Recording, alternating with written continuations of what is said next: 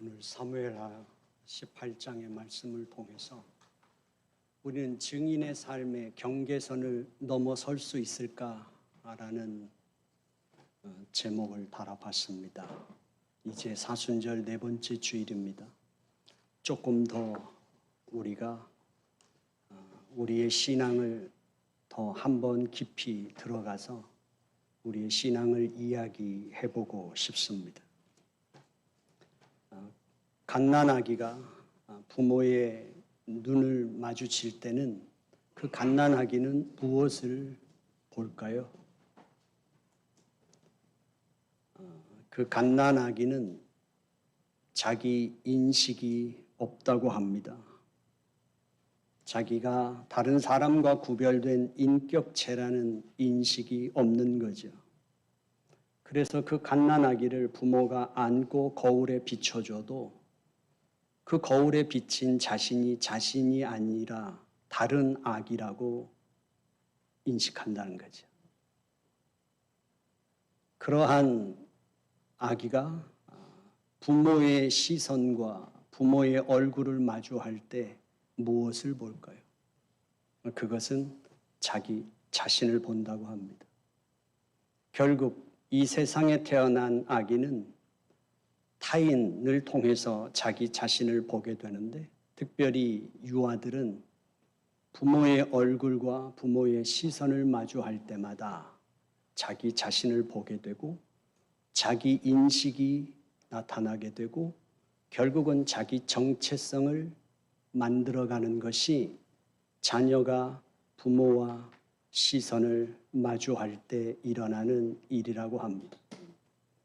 결국 자라면서 그 자기 인식이 심화되고 자기 정체성이 확립돼 가면서 우리는 사춘기에 그 자녀들이 이제 자아 독립기를 맞아서 부모와 이제 충돌하게 되고 그 부모로부터 자기 자신의 독립을 선언하고 그것을 추진하는 시기를 우리는 사춘기라고 부르게 됩니다.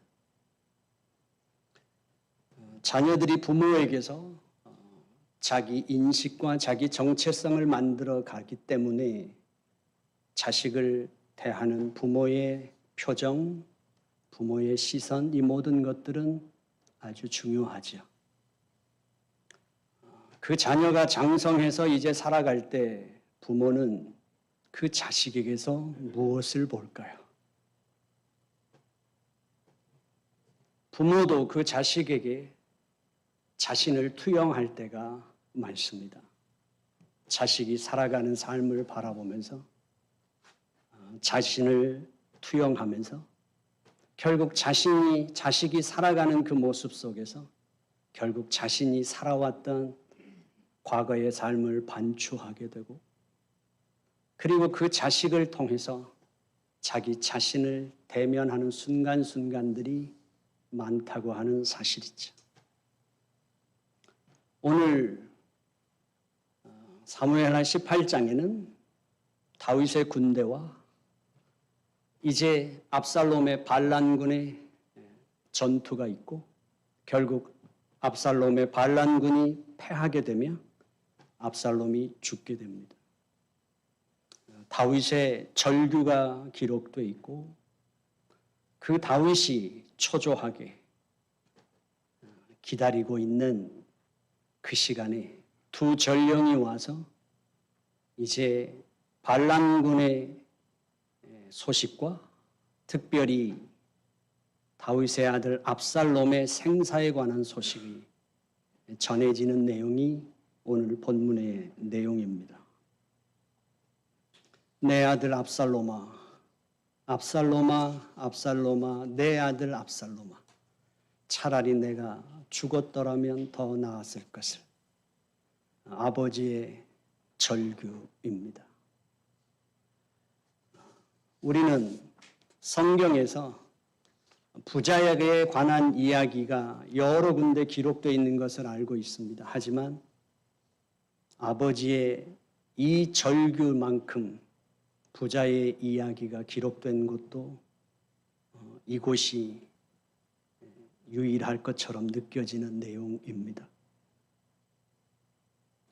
그런데 성경은 왜 이 이야기를 구체적으로 적나라하게 기록하고 있을까 하는 것이죠. 무슨 얘기를 하고 싶을까?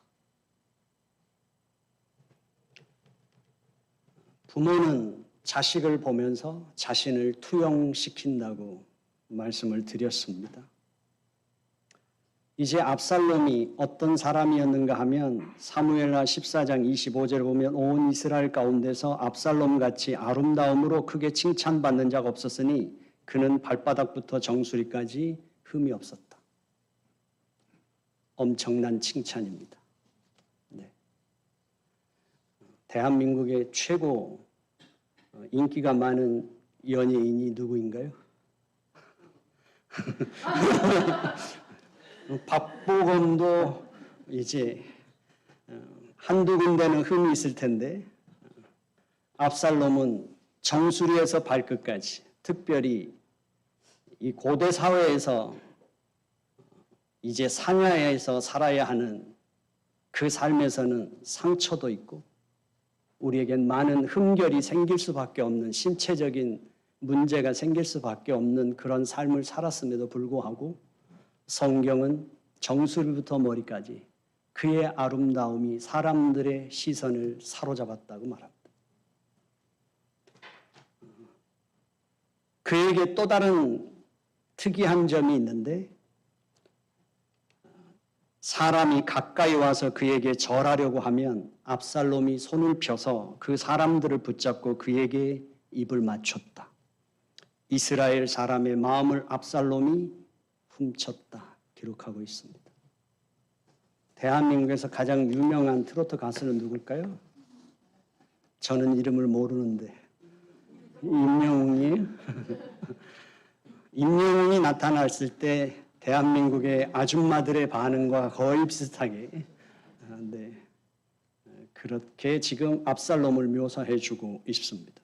압살롬은 분명히 지나갈 때 모든 사람의 시선을 사로잡을 만큼 잘생겼고 그리고 사람들의 마음을 움직일 만큼 매력적이었고 그리고 사람들을 이끌 만큼 카리스마가 있었다는 것이었습니다.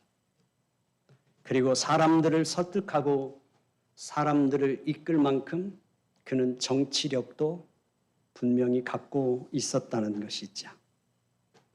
다윗이 어려서 골리앗을 물리쳤을 때 이스라엘의 그 군대가 함성을 지르댔던 모습, 그가 수금을 탈 때는 목동이었음에도 불구하고 사람들의 마음을 움직이며 그의 신분을 뛰어넘는 사랑을 받았던 다윗이었습니다.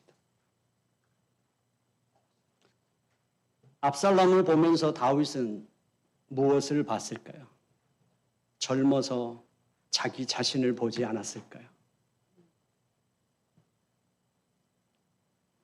그런데 지금의 압살롬의 최근의 모습 속에서는 그는 자기의 카리스마, 자기의 정치력, 자기의 그런 장점도 갖고 있었지만 쏙 빼닮은 자신이었지만 자신의 허물과 교만과 자신의 욕망까지도 닮아버린 이제 압살롬이었죠. 결국 그 압살롬은 아버지에게 반역하게 되고 아버지의 왕권에 도전하게 됩니다. 나라는 내란에 치닫게 되는 것이죠. 결국 반란군과의 전투에서 압살롬은 죽습니다. 반란군이 진압됐는지 안 됐는지 그것보다 아들의 생사를 초조하게 기다리고 있는 다윗. 그 다윗에게 두 전령이 달려와서 그 전쟁의 소식을 전한다는 사실이죠. 그 두 전령이 전했던 소식은 이것이었습니다. 왕이 승리하셨습니다. 반란군은 완전히 제압됐습니다. 그러나 당신의 아들은 죽었습니다.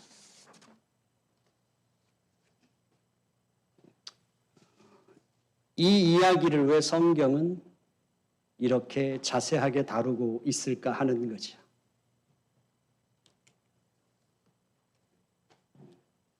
아들의 죽음과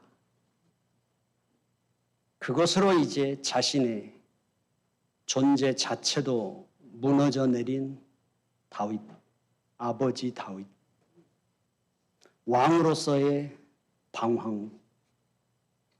이 이야기는 하나님을 떠난 인간에 대한 고발입니다. 다윗이 왕권을 갖기까지, 그리고 왕권을 갖고 통치한 동안 반란의 사건은 분명히 여러 번 있었을 겁니다. 그런데 그 반란들은 묻혔지만 지금 이 반란 사건을 성경이 기록하고 있는 데는 분명히 어떤 의도가 있을 겁니다. 압살롬이 죽었다는 이 전령의 메시지는 내전으로 인한 전쟁의 비극으로 가족을 잃었다는 그 내용을 뛰어넘어서 결국 인간의, 하나님과 단절된 인간의 운명, 인간의 비극, 그것을 지금 다루고 있다는 사실이죠. 나단 선지자가 분명히 예언했습니다. 당신 집안에 피가 흐를 겁니다. 밧세바를 취하고 우리아를 계획적으로 죽였던 다윗. 그가 걸어온 삶의 결과였습니다. 그가 분명히 왕으로서 국가를 통치하는 자였지만 그가 살아왔던 삶의 그림자가 이제 빛 가운데로 분출되는 시간입니다. 결국 다윗은 압살롬의 죽음을 보면서 그는 자신의 죽음을 경험한 것입니다. 그가 살아올 수밖에 없었고 살아남을 수밖에 없었고 살아왔던 그 시간들의 죄와 교만, 그리고 통제되지 않았던 욕망의 시간들, 그 시간들에 대한 고발이죠. 그래서 압살롬이 죽었다는 전령의 소식은 왕이여, 당신이 승리했습니다. 그러나 당신이 그토록 지키려고 했던 건 지킬 수 없었습니다. 압살롬의 죽음은 그냥 다윗에게 있었던 여러 아들들의 한 명의 죽음이 아니라, 자식의 죽음이 아니라 자신이 살아왔던 한 인간으로서의 자신의 인생, 아버지로서의 삶, 왕으로서의 통치, 그 모든 것들이 무너져 내리고 사망하는 사건이라는 것이죠. 그렇기 때문에 하나님을 떠난 인간의 상태가 어떤 건가? 첫 번째, 우리 인간은 온전한 사랑이나 완전한 정의가 불가능해졌다. 입니다. 분명히 압살롬은 반역자였습니다. 국가의 정의를 세우기 위해서 아들이라 할지라도 압살롬은 사형입니다. 요압 장군이 압살롬을 죽일 수밖에 없었던 것, 다윗이 분명히 아버지로서 어떤 일이 있어도 압살롬을 죽이지 말아달라고 분명히 부탁을 했음에도 불구하고 아버지 다윗의 부탁이 아니라 요압이 반란군의 수괴인 압살롬을 죽일 수밖에 없었던 것은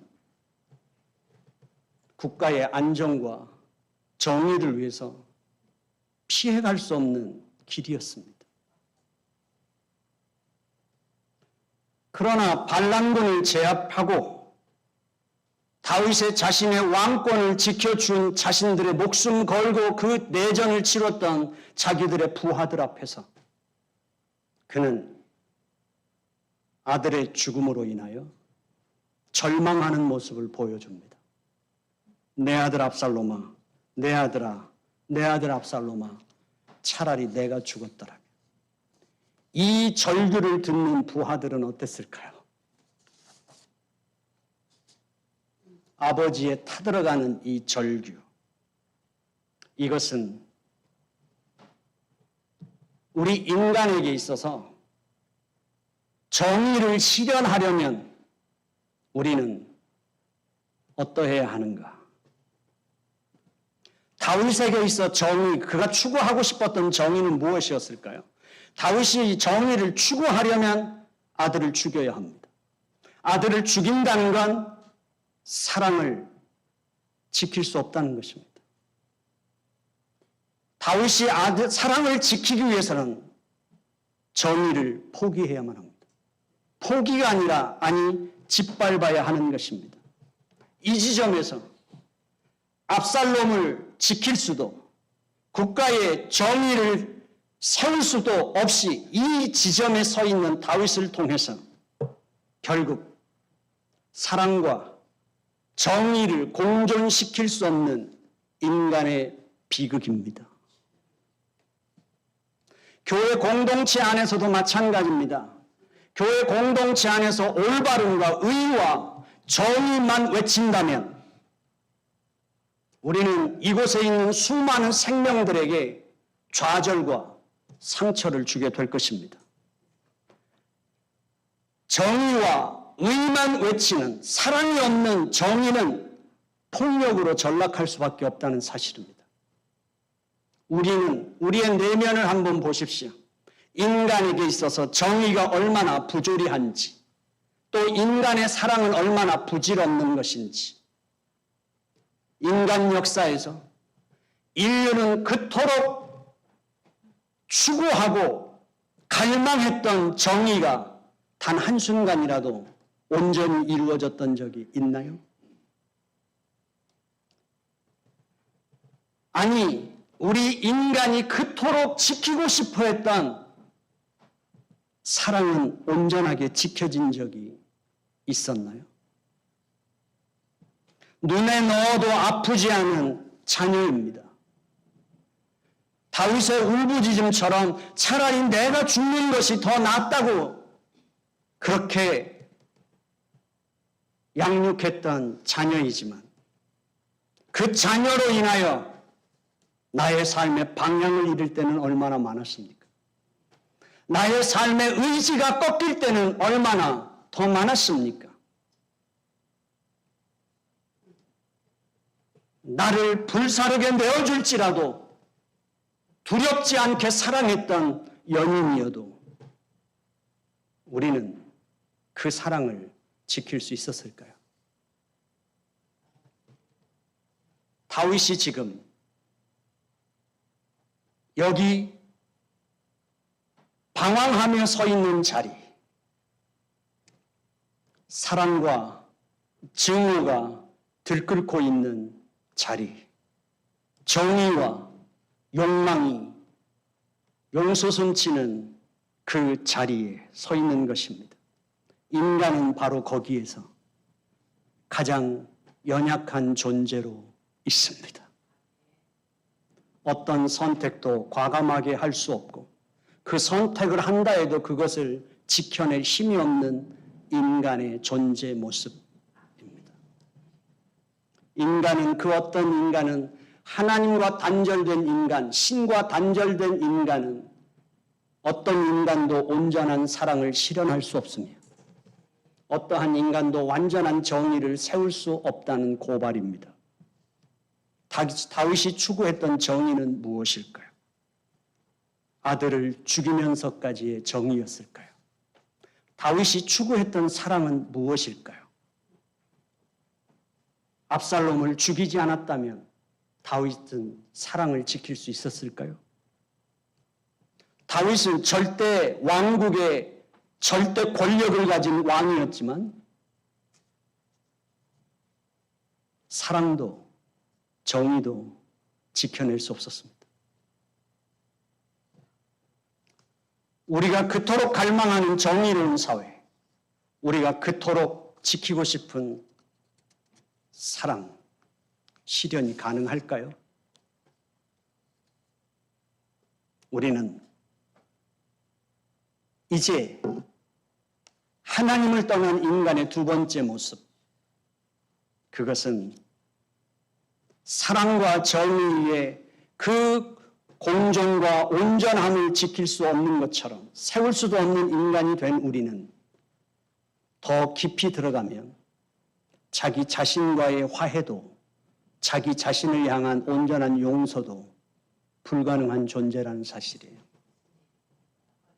다윗은 분명히 하나님의 마음에 합한 자였습니다. 그렇지만 그의 삶의 궤적을 보십시오. 끊임없는 전쟁, 죽고 죽이는 전투가 그의 삶에서 없었던 적이 있나요? 권력투쟁과 암투 속에서 그가 자유로운 순간이 있었습니까?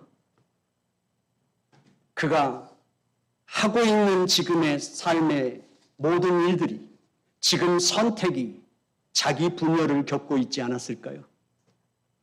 왕으로서의 자기 선택이고 아버지로서의 자기 선택, 그 모든 것들이 어떤 선택이어도 그는 분명히 자기 분열 속에서 혼란을 겪지 않았을까요?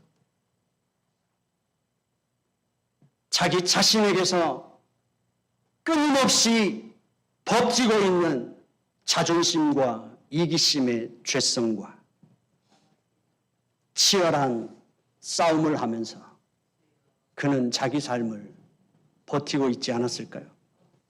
압살롬의 반역으로 인한 이 반란군을 제압하는 전쟁은 외부적인 어떤 사건으로 보일지도 모르지만, 그러나 압살롬의 죽음으로 인하여 다윗이라고 하는 한 인간으로서, 아버지로서, 왕으로서 그가 지금까지 살아왔던 모든 삶을 이제 더 이상 덮을 수 없고 이제 폭로될 수밖에 없는 사건이 바로 압살롬의 죽음으로 인한 고발입니다.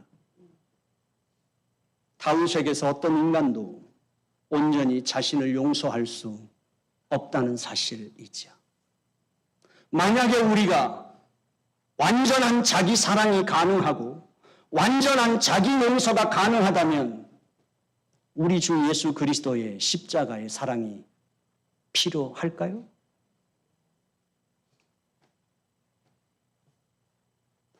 나를 있는 그대로 받아들일 수 없는 나의 존재, 한 인간 안에 언제나 천사와 악마가 공존하고 있는 나 자신의 실체입니다. 결국 그 인간은 자기 자신과 온전한 화해도, 자기 자신의 삶에 대한 온전한 용서도 불가능한 인간의 모습이죠.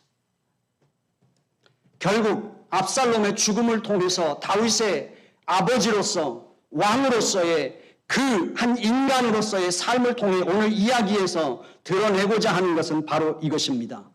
하나님을 떠난 인간, 하나님의 형상을 잃어버린 그 인간의 한계, 인간이 살아가는 그 삶의 비극, 그 인간에게는 반드시 구원이 필요하다. 우리는 구원이 필요한 존재다. 그래서 신을 떠난, 하나님을 떠난 그 인간에게 이제 두 전령의 모습을 통해서 여전히 우리에게 남아있는 우리의 이중성이죠. 그리고 우리는 이렇게 말할 수 있습니다. 인간 이해가 진리를 덮을 수 없다. 두 전령의 이야기는 무엇을 말할까요? 인간의 존재의 한계와 비극, 이것을 우리가 알았다면 결국 이 두 전령의 이야기는 믿음에 관한 이야기일 것입니다. 아히마아스와 구스 사람에 대한 극적인 대비가 있습니다. 아히마아스는 제사장 사독의 아들입니다. 제사장 사독은 다윗이 아들임에도 불구하고 압살롬 속에 심어놓았던 새작입니다. 정치인으로 왕으로서 다윗의 선택이었고 다윗이 가장 신뢰하는 사람 중에 하나였다는 사실입니다. 압살롬 속에 새작으로 심어놨던 사독, 그 사독이 거기서 얻는 정보들을 누구를 통해서 다윗에게 전달됐냐면 아히마아스였습니다. 사독의 아들 아히마아스. 제사장 가문의 젊은 아히마아스, 그리고 이름도 신분도 밝혀지지 않는 구스 사람. 다양한 해석이 있습니다만 성경은 무명의 사람으로 그냥 구스 사람 이렇게 기록하고 있습니다. 이제 요압 장군이 이제 전쟁을 멈추는 걸 선포합니다. 그리고 압살롬을 돌무더기로 묻어줍니다. 아히마아스가 튀어나옵니다. 장군, 제가 왕에게 가겠습니다. 저를 왕에게 보내주십시오. 요압 장군이 말립니다. 아니야, 지금은 너가 갈 때가 아니야. 지금 너가 가면 네가 죽을 수도 있어요. 성경은 이렇게 말합니다. 이건 칭찬받을 일이 못 돼. 기다려. 그리고 요압 장군은 구스 사람을 보냅니다. 이미 보냈어요. 요압 장군은 아히마아스를 안 보내고 싶어 합니다. 지금 가면 죽을 수도 있다는 걸 알기 때문에. 그런데 아히마아스가 포기하지 않습니다. 그래서 결국 요압 장군은 허락합니다. 그런데 아히마아스는 무슨 뜻이었는지 먼저 출발해서 가고 있는 이 구스 사람을 더 먼저 가기 위해서, 구스 사람보다 먼저 가기 위해서 들길로 갔다고 말합니다. 그리고 결국 다윗 왕에게 먼저 도착했습니다. 먼저 도착해서 전령으로서 이제 보고합니다. 왕이여, 당신이 승리했습니다. 그런데 다윗은 이 소식보다 더 기다리는 소식이 있었어요. 젊은 압살롬은 어떻게 됐느냐. 아히마아스가 이렇게 답변합니다. 저는 생사를 모릅니다. 제가 출발할 때는 크게 한판 붙는 그 함성을 제가 들으면서 왔습니다. 결국 그렇게 가고 싶어 했던 아히마아스였는데 절반의 사실을 전하고 절반의 사실을 덮어버립니다. 다윗이 그렇게 신뢰했던 사독, 그 사독의 아들로서 그 사독이 주는 정보를 다윗에게 전달했던 세작의 아들이요 제사장의 아들이었던 아히마아스가 절반의 사실을 전하고 절반의 사실을 덮어버립니다. 여기서 우리는 던져야 할 질문이 이것입니다. 우리는 진리에 대한 우리의 태도는 무엇이어야 하느냐 하는 것입니다. 진리는 속도가 중요하냐, 아니면 진리가 진리로 전달되는 것이 중요하냐. 전령은 어떤 정보가 다른 곳으로 전달되는 과정에서 역할을 하는 사람들입니다. 그런데 그 정보를 오염시킨다면, 그 정보를 의도적으로 누락시킨다면 무엇이냐 하는 것입니다. 바로 이것이 아히마아스를 통해서 우리에게 던져야 할 질문이고, 우리가 하나님 나라의 자녀로서 우리의 실존의 비극성 앞에서 하나님의 그 구원의 손길을 입은 자이며, 또한 우리는 이 세상에 하나님 나라를 위하여 보냄받은 전령으로서 우리의 믿음의 태도는, 진리에 대한 태도는 무엇이어야 하냐 하는 것입니다. 우리는 우리의 이 진리에 대한 태도에서 아히마아스처럼 절반의 사실, 절반의 덮음, 아니 어느 때는 침묵을 선택할 때가 훨씬 더 많습니다. 때가 아니야. 기분이 별로 아닌 것 같아. 아니 나를 싫어할 것 같아. 아니 오해할 것 같아. 아니 관계가 깨질 것 같아. 좋아하지 않을 것 같아. 어떤 이유에서건 우리는 진리를 가진 자로서 침묵을 선택할 때가 있지 않습니까? 아히마아스는 다윗을 너무 알았어요. 잘 알았어요. 그 심기까지 살펴서 보고한 것입니다. 그것이 진리 절반을 덮을 수밖에 없었던 이유였겠죠. 바로 우리의 모습 아닐까요? 이제 굿수 사람이 보냄을 받습니다. 자원한 것도 아니에요. 요압 장군이 가라고 할 때 갔습니다. 그리고 전령으로서 자기가 이 내용을 보고했을 때 어떤 결과가 올지 알았을 거예요. 굿수 사람이 당신의 아들은 죽었습니다 라고 보고할 때 다윗은 무너졌죠. 총체적으로 그가 완전히 그의 삶도 그 자신에 대한 모든 것이 다 무너질 거라는 걸 알면서도 그 폭탄 같은 보고를 이 굿수 사람을 하게 된다는 사실이에요. 다윗의 반응이 어떠할지 뻔히 알면서도 두려워하거나 주저하지 않거나 미루지 않습니다. 그 정도를 유기하려고 하지 않습니다. 성경이 말해주고 있는 건 뭘까요? 이 두 전령의 이야기를 성경이 이렇게 구체적으로 기록하고 있는 건 믿음, 그것은 진리에 대한 우리의 태도다.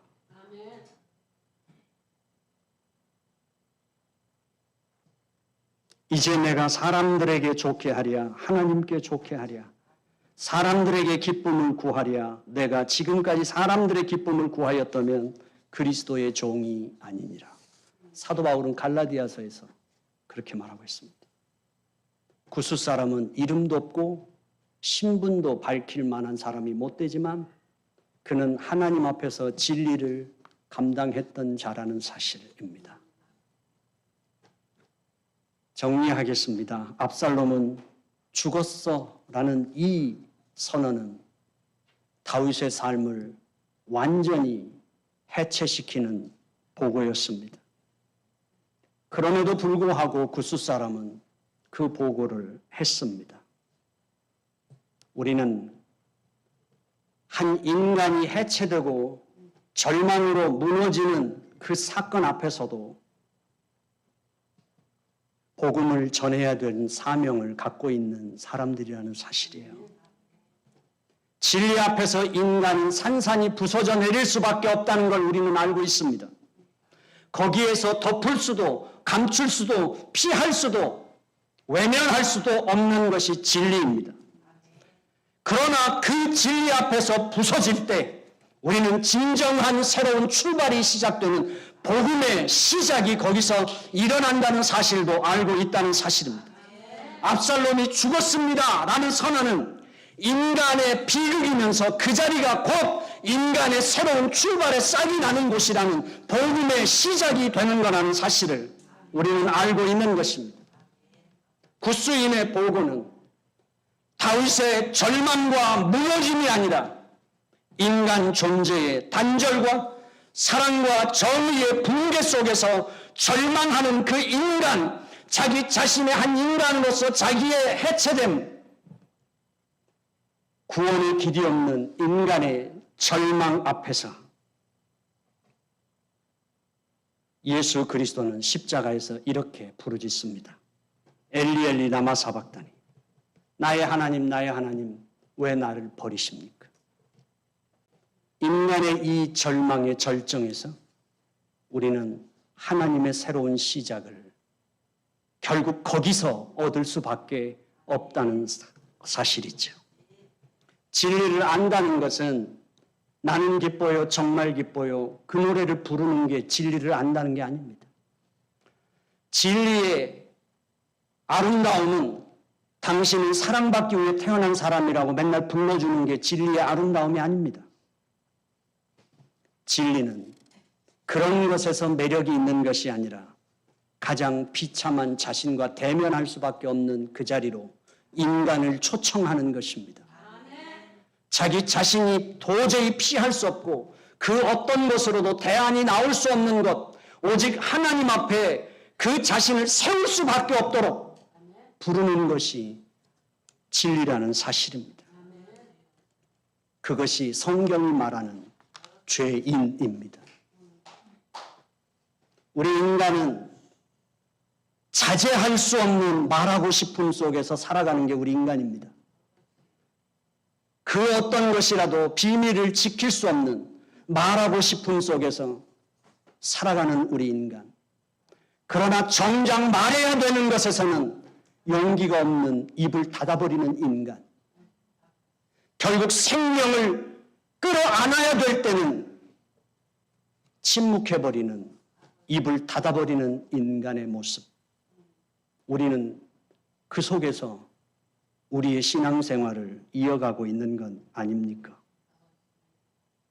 결국 아히마아스는 다윗의 감정을 이해하고 그것을 지켜주려고 했지만 절반의 진리를 덮었을 때 오히려 다윗의 새로운 삶은 지연되고 밀려나는 잘못을 범하게 됐다는 사실이죠.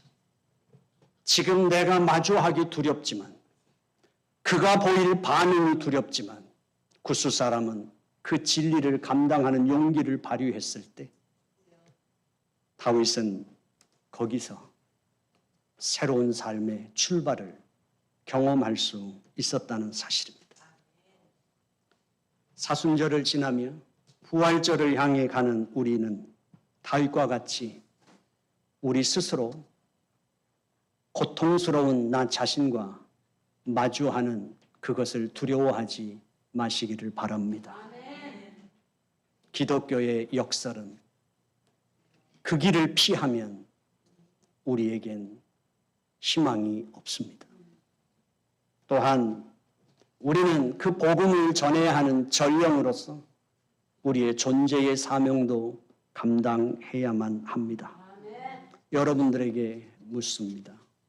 여러분들은 함께 신앙생활하는 이 공동체 속에서 무엇을 어떻게 전하고 계십니까? 또한 사랑하는 사람일수록, 내게 유익한 사람일수록, 내게 소중한 사람일수록 우리는 증인으로서의 경계선을 넘을 용기를 발휘할 수 있으시겠습니까?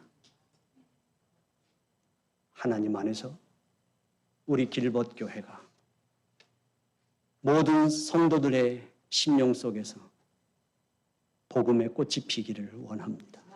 기도하겠습니다.